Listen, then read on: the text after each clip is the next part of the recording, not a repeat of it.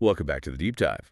Today, we're really getting into the weeds on our current global situation. Hmm. We're looking at a crisis, but maybe not just one crisis, more like systems failing. Yeah, Yeah, economic systems, education, healthcare, and it seems like a lot of it traces back to ideas, beliefs, really, that got locked in around the Industrial Revolution. exactly. And we've gathered some fascinating source material for this. We're talking economic history, philosophy going way back, analyses of corporate influence, big tech moves, and even some potential solutions emerging. So the big question, I guess, is how did we get here? How did this focus on, wealth and profit lead to these massive failures? And maybe more importantly, is there a way out?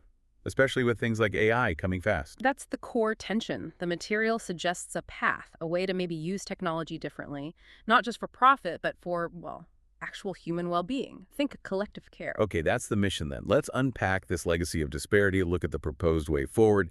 It feels like a huge shift, right? Moving away from a system that kind of thrives on fear and greed. It's fundamental. All right, let's dive in. Where do we start? The economic foundation feels like the place, the Industrial Revolution. Yeah, you have to start there.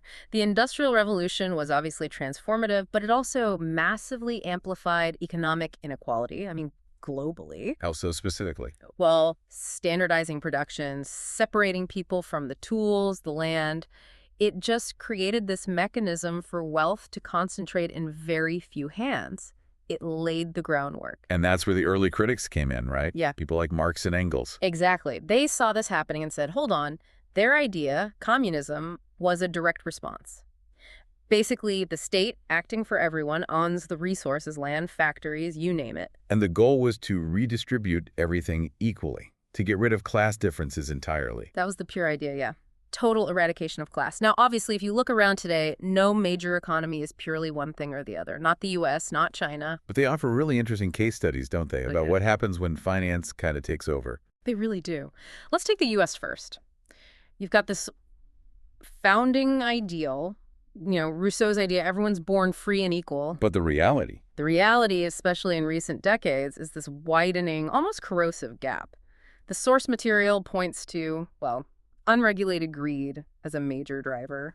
and the biggest, most painful example has to be the Great Recession, 2007, 2009. That wasn't just bad luck, was it?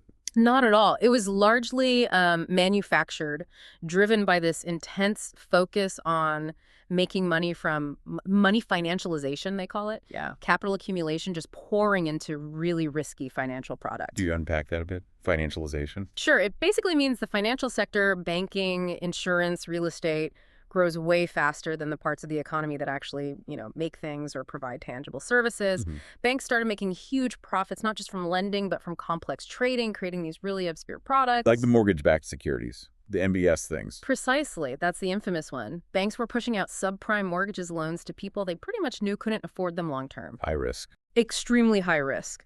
But instead of holding that risk, they bundled thousands of these mortgages together, sliced them up, and sold them off to investors worldwide, claiming they were safe because they were diversified. Which sounds unethical, frankly. It was a naked pursuit of profit with little regard for the consequences. And when the housing market inevitably turned, the whole house of cards collapsed. The fallout was brutal. What were the numbers again? Devastating. We're talking 20 million jobs lost in the U.S. alone. Unemployment hit 10%. The economy shrank by over 4%, the biggest drop since World War II. But the anger wasn't just about the numbers, was it? It was the response. Absolutely. The inequality was just laid bare. You had people losing their homes, people who'd been targeted by predatory loans, watching as the very banks that caused the mess got massive government bailouts. And some people actually made fortunes betting against the system collapsing. Right. Which just fueled this sense of injustice. Remember Occupy Wall Street? That was a direct reaction. People camping out, protesting the corruption, while, you literally had stories and images of bankers seeming completely detached. Yeah, the champagne on the balcony images, it felt like the system wasn't just broken, it was rigged.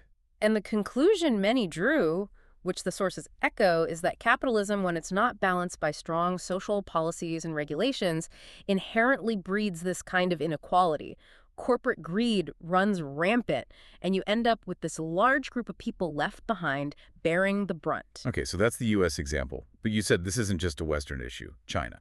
China's fascinating because it came from the opposite direction. Under Mao, it was strict communism, the idea of everyone eating from the same big pot. Very egalitarian, but also economically stagnant and often brutal. Then Deng Xiaoping came along. Right. And his big shift was market reforms. His famous line was something like, "It's okay for some people to get rich first." Basically opening the door to market forces. Which led to incredible economic growth, didn't it? Absolutely explosive growth, lifted millions out of poverty. But There's always a but. the but was a dramatic rise in inequality. You saw these coastal areas, the special economic zones like Shenzhen, just take off, while the interior regions lagged way behind, created this huge inland coastal divide. So the hypothesis here is pretty startling. Capitalism and communism, despite being ideological enemies. Both seem to lead to significant inequality when certain forces are unleashed. The sources do note that, arguably, pure communism might maintain more equality, but only through, unnatural, forced methods that often come at a horrific human cost, like the Great Famine. Chilling. It suggests the economic engine itself, regardless of its label, tends to widen gaps if wealth pursuit is the main goal. Okay, so if the system is geared this way, why do people go along with it? And that brings us to the psychology, right? This idea about hoarding wealth. Exactly. If the economics favor concentration, the next piece is the belief system that props it up. And a core belief, according to the material, is that accumulating more and more stuff, more wealth, is the path to happiness. Which sounds like modern consumer culture 101. It is. But what's really interesting is how ancient philosophy completely tears this idea apart. We have to go back to the Greeks. Plato, yeah. He talked about the democratic soul, not democratic politics, but a soul ruled by every passing desire, every whim. He argued the wise person lives with temperance. Reason rules.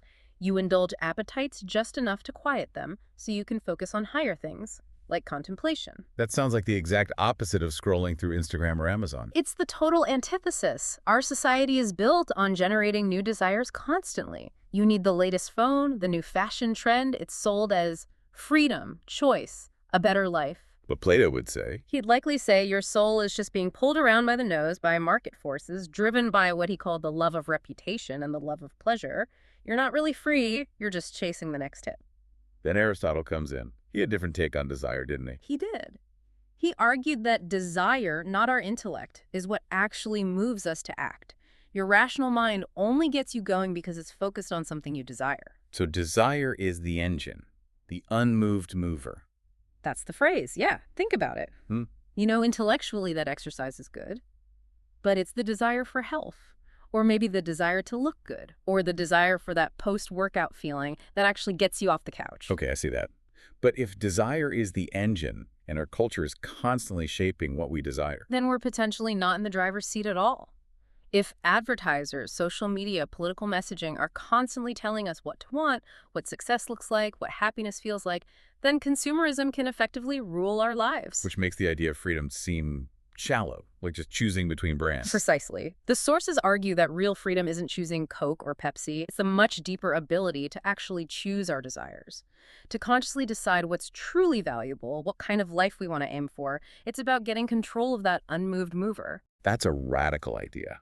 Breaking free from the constant want more cycle. It requires a conscious break, yeah. Yeah. Rejecting the idea that happiness is something you buy. And how does the market keep us locked in this cycle?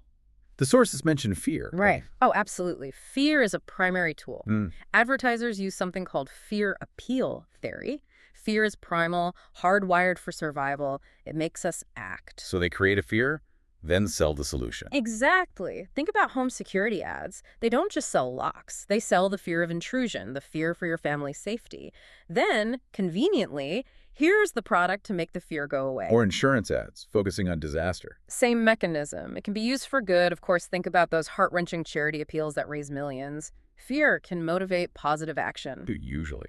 Far more often, it's used manipulatively for commercial gain, playing on our deepest anxieties about health, safety, social standing, and the constant exposure can actually backfire, making us kind of numb or just perpetually anxious. So corporate power isn't just economic, it's psychological, shaping our emotions, our fears, to keep the consumption engine running. It's deeply intertwined, controlling consciousness in a way, by controlling what we fear and what we desire. Okay, so if the economy concentrates wealth, and our desires are manipulated by fear, where was the escape hatch supposed to be?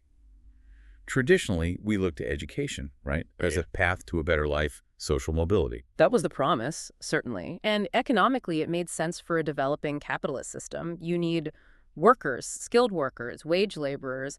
Expanding mass education created that pipeline. So education served the economy. Largely, yes. It was framed ideologically as the road to success for the individual. But structurally, the way schools were often set up, hierarchies, bells, standardized tests mirrored the factory floor, the social relations of production. But it wasn't always a smooth relationship, was it? Did the capitalists always want more education for everyone? That's a key point in the sources. Often, no. The capitalist class historically resisted things like child labor laws or universal schooling initially. They wanted enough skilled labor to function, but maybe not so much education that it created demands for higher wages or challenged the system. They needed workers, not necessarily critical thinkers en masse. Interesting. So there was tension there. Definitely. And you see a contrast with, say, communist states, which often prioritize universal primary education as a state goal, albeit for their own ideological reasons. It shows education wasn't just neutral, it was tangled up in class conflict and the needs of the dominant economic system. So the core promise was, get educated, get a better job.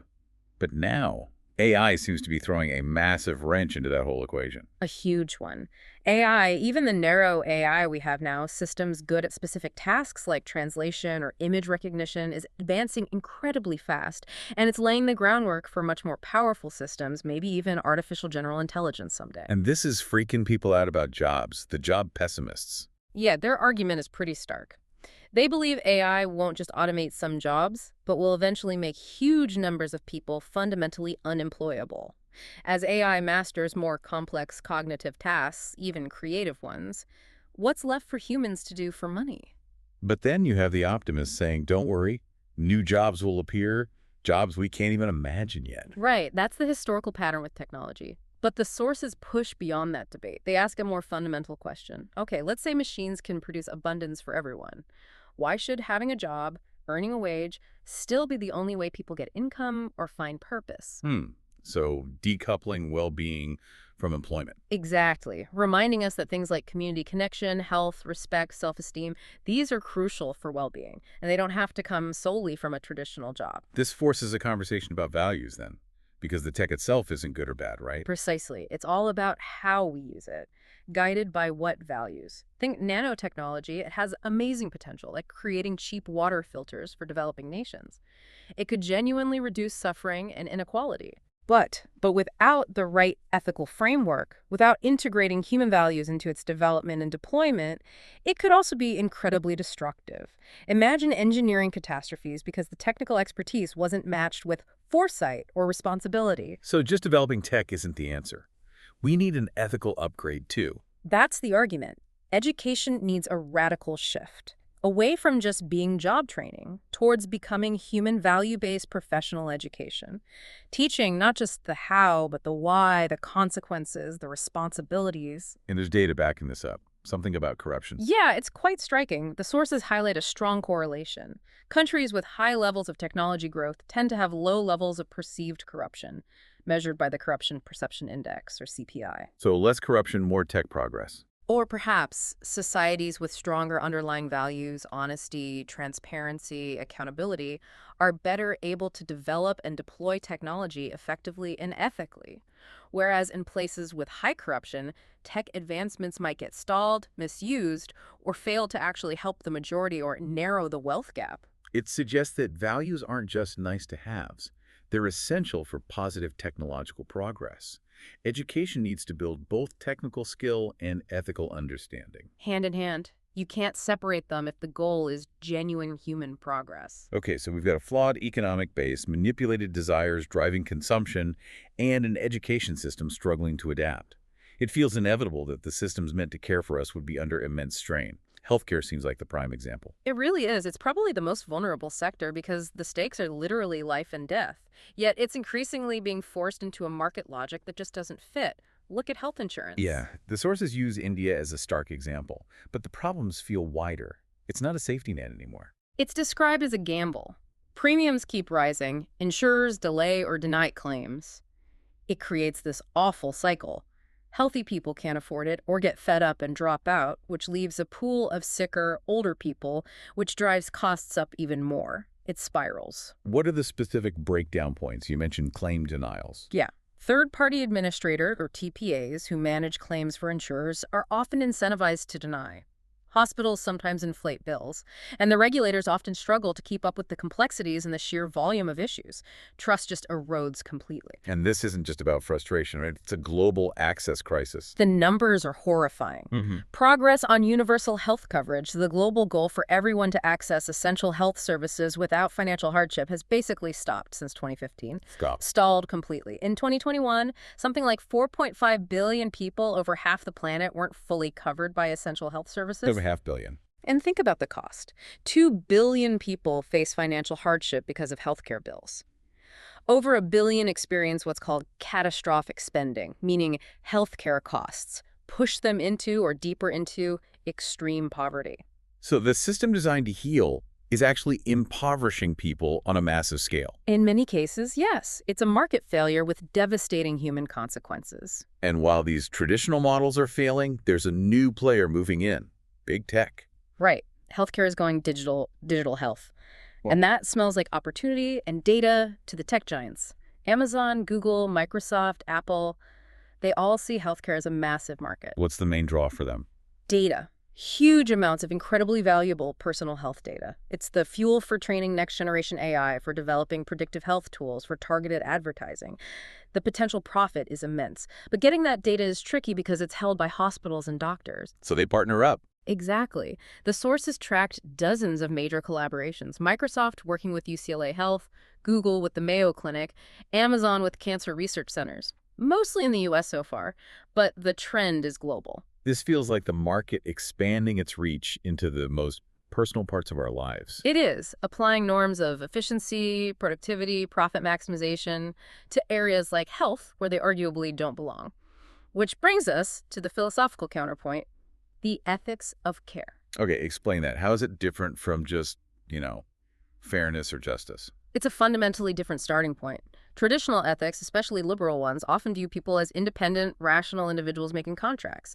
Justice is about impartial rules, fair distribution. The ethics of care starts by seeing people as fundamentally relational and interdependent. Connected, not separate. Exactly. Our identities are shaped by our relationships, family, community. So instead of focusing only on abstract rights or maximizing utility, it prioritizes caring concern for the actual specific needs of others within those relationships. So in practice, how would that change something like welfare? Instead of just grudgingly handing out a fair benefit based on a rule, which is the logic of justice, a care-based approach would focus on understanding the person's actual situation and providing services that express the community's genuine concern for their well-being. It's about responsiveness to particular needs. And the core idea is that some things just shouldn't be primarily about profit. Absolutely. The pursuit of commercial gain should not be the main driver in vital areas like healthcare, childcare, education. The ethics of care suggests we need to actively shrink the market's influence in these domains to allow other values, trust, solidarity, actual care to thrive. Okay, so the picture's pretty bleak. A system built on individualism, driven by fear, increasingly marketized. To change course, the sources suggest we need to ask fundamentally different questions. Right. The material boils it down to maybe 4 key questions we all need to grapple with. First, why do we always assume universal impartial rules are more important than the specific relationships, family, community that actually make us who we are? That's the ethics of care critique of pure individualism. Okay, so Second, are our desires truly our own? Or are they shaped by external forces like advertising? Can we consciously choose what we value, what we aim for? Can we move that unmoved mover ourselves? that's right. Third, how do we push back the market? How do we create spaces where values other than profit, like care, trust, community, can actually guide things, especially in crucial areas like health and childcare? And the last one ties back to tech. Fourth, how do we ensure technology actually helps people? How do we link tech advancement directly to strengthening human values and reducing corruption so it genuinely narrows the gap between rich and poor instead of widen it? And how does education support that? These are huge questions. Abstract, almost. Is there a concrete example of trying to put this into practice, using technology differently? Yes, understanding the baseline health of the population and, importantly, encouraging ongoing engagement with the system, like using the telemedicine app voluntarily. It's not about selling a product, it's about community health outcomes. And how does this connect back to that bigger vision? Revolutionizing systems, maybe even consciousness? It connects because the approach is fundamentally different. It's about empowering the community, fostering collective well-being, not maximizing individual profit. Okay, let's tackle the most maybe provocative idea here. The source is hinting that this kind of AI, guided by care, could control consciousness for good. Removing fear, creating happiness. That sounds utopian, maybe even a bit scary. How does the Maya model point towards that without being manipulative? It's about contrasting the current control mechanism with this alternative. Life, now, as the sources describe it, involves consciousness being controlled by market-driven fear. Fear of sickness, fear of poverty, fear of missing out. This fear drives endless, unsatisfying consumption and hoarding. It leads to billions facing hardship. We hoard because we're scared. Fundamentally, yes, scared of insecurity. The Maya model future offers a way out of that fear loop. By focusing on preventative care, it tackles the root anxiety about health costs. By measuring health-seeking behavior, it empowers individuals and communities to take control. So the control isn't manipulation, it's enabling self-determination through security and health. That seems to be the idea. Using AI as a tool for public health management, for improving overall well-being measured by things like the Human Development Product, which includes health and education, not just GDP. It's about consciously choosing different priorities.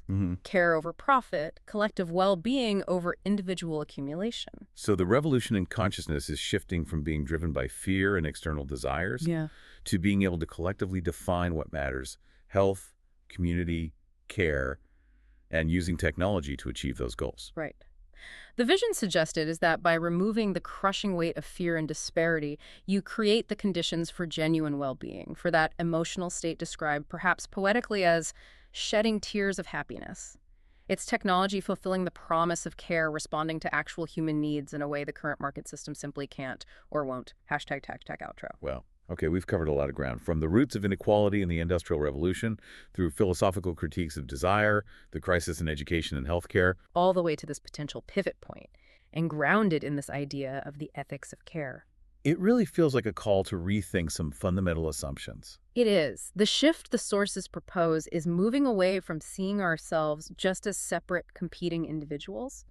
It's about recognizing our interdependence. As one source puts it, when we only treat each other with the cool respect justice demands, that deeper social fabric of trust and mutual concern starts to fray.